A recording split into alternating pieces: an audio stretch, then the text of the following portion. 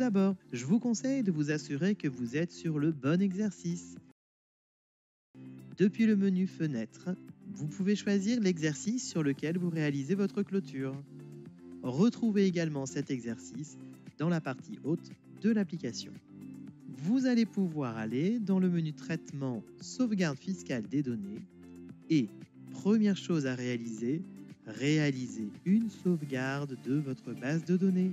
On vous propose ici un lien qui va vous permettre de lancer la fonction directement. Attention, les opérations que nous allons réaliser sont des opérations irréversibles.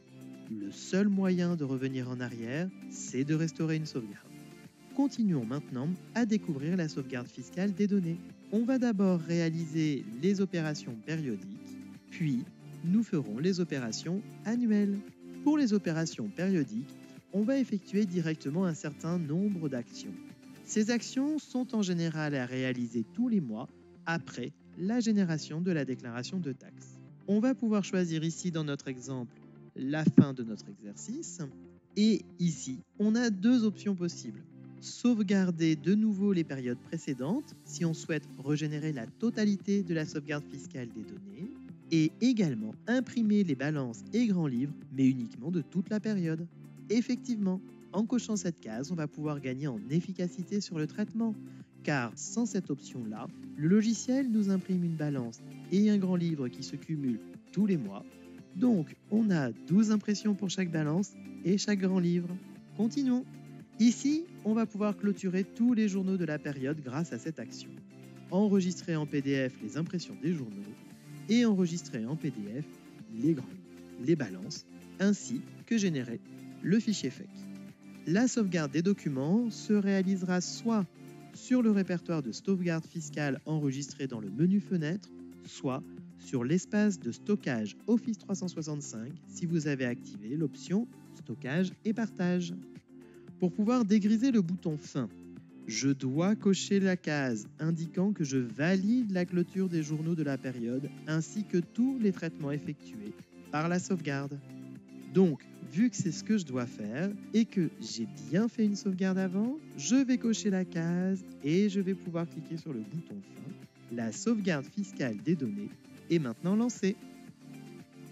La sauvegarde fiscale est maintenant terminée pour la partie périodique.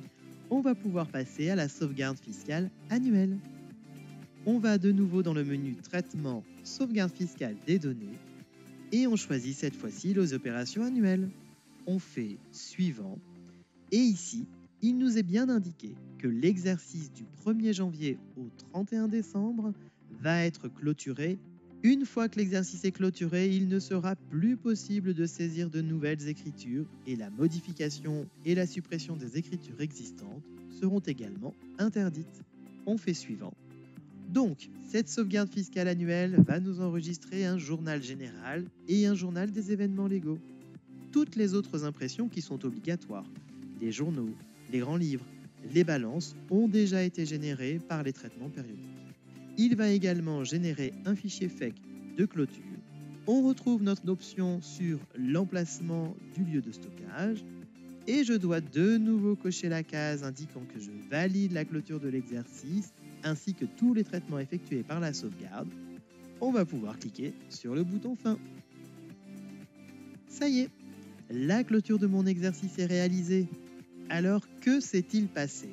Tout d'abord, dans le menu Fenêtre, j'ai toujours mon exercice.